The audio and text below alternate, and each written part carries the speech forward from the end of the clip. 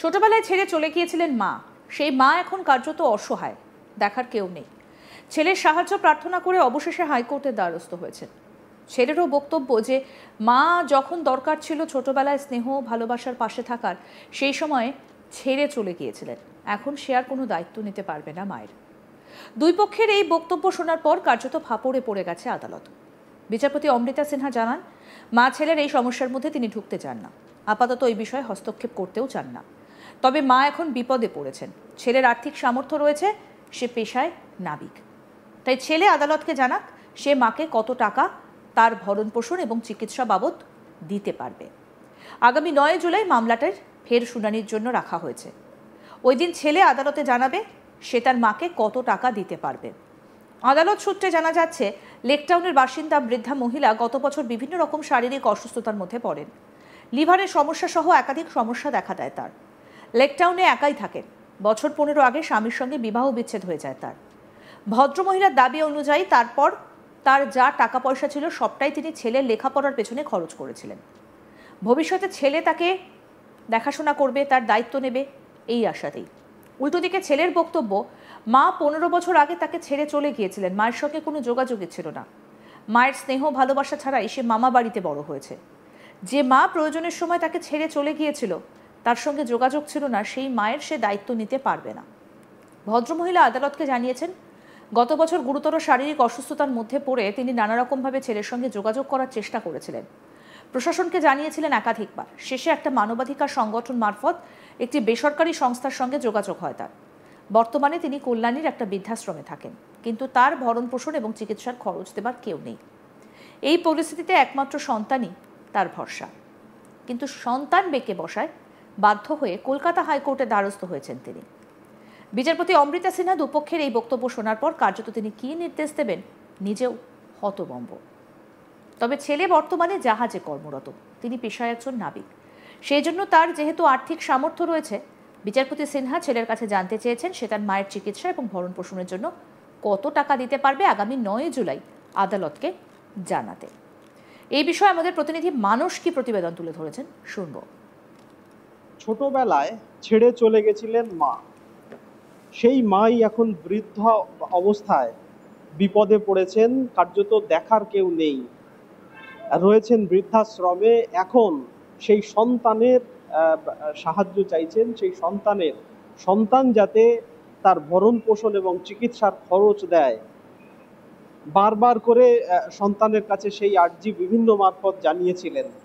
এমনকি প্রশাসনের বিভিন্ন স্তরে চিঠি দিয়েছেন, বিভিন্ন রকমভাবে প্রশাসনের দৃষ্টি আকর্ষণ করেছেন বেসরকারি এনজিওর মাধ্যমে। কিন্তু ছেলে এখন মায়ের দায় আর নিতে চাইছেন না।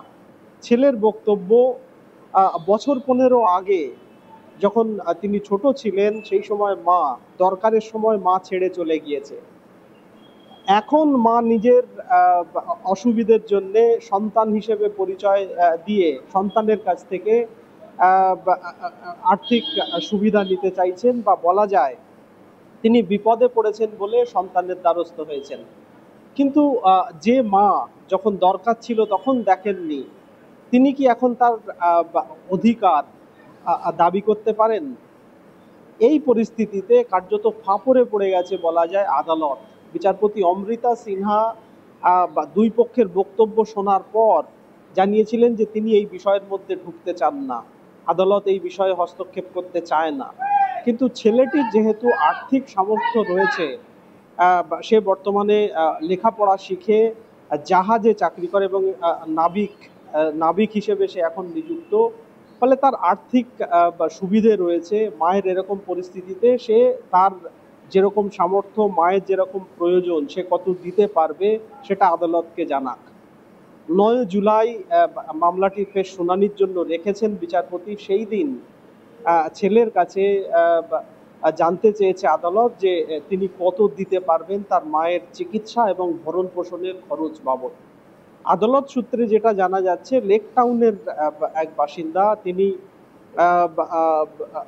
দীর্ঘ বছর 15 আগে তার ডিভোর্স হয়ে গেছিল বলে সেই মহিলার দাবি। তিনি মিউচুয়াল ডিভোর্স করে চলে গেছিলেন বলে তার দাবি। কিন্তু সন্তানের দাবি ছেলেটির দাবি যে মা কোনো রকম ডিভোর্স না করেই, কোনো দায়িত্ব না নিয়েই ছেড়ে চলে গেছিলেন। তারপর তিনি মানুষ হয়েছেন মামা বাড়িতে, কার্যত মায়ের কোনো রকম সাহচর্য ছাড়াই, মায়ের কোনো রকম স্নেহ ভালোবাসা ছাড়াই মামা বাড়িতে সে মানুষ হয়েছে এবং এখন একটি জাহাজে কর্মরত নাবিক হিসেবে। মায়ের সাথে দীর্ঘদিন তার কোনো যোগাযোগ ছিল না, যদিও মায়ের তরফে দাবি করা হয়েছে তিনি তার জীবনের সর্বস্ব দিয়ে ছেলের লেখাপড়ার পেছনে খরচ করেছিলেন, ছেলেকে নিয়মিত অর্থ পাঠাতেন, এমনটাই মায়ের দাবি। এবং তার যা সঞ্চিত অর্থ ছিল সেই অর্থ তিনি ছেলের পেছনেই খরচ করে দিয়েছেন, যাতে ছেলে বৃদ্ধ বয়সে বা আগামীতে তার দেখাশুনো করে বা তার দায়িত্ব নেয়, সেই আশা করে। কিন্তু ছেলের বক্তব্য ঠিক তার উল্টো। ছেলের বক্তব্য মায়ের সাথে তার কোনো যোগাযোগই ছিল না। যখন সে ছোট ছিল মা তখন তাকে ছেড়ে দিয়ে চলে গেছিল। এই পরিস্থিতিতে আদালত কার্যত ফাঁপড়ে পড়ে গেছে।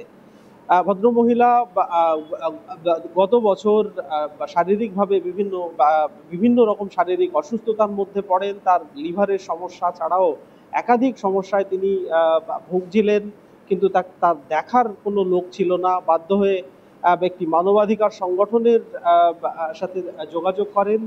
তাদের তরফে তারা সেখান থেকে কল্যাণীর একটি বৃদ্ধাশ্রমের সাথে যোগাযোগ করে সেখানে তাকে স্থানান্তর করে। বর্তমানে তিনি সেই বৃদ্ধাশ্রমেই রয়েছেন। সেখান থেকেই কলকাতা হাইকোর্টের দ্বারস্থ হয়েছেন, কলকাতা হাইকোর্টে মামলা দায়ের করেছেন, যাতে তার এই পরিস্থিতিতে আদালত পাশে দাঁড়ায় এবং আদালত ছেলের উদ্দেশ্যে কিছু নির্দেশ দেয়।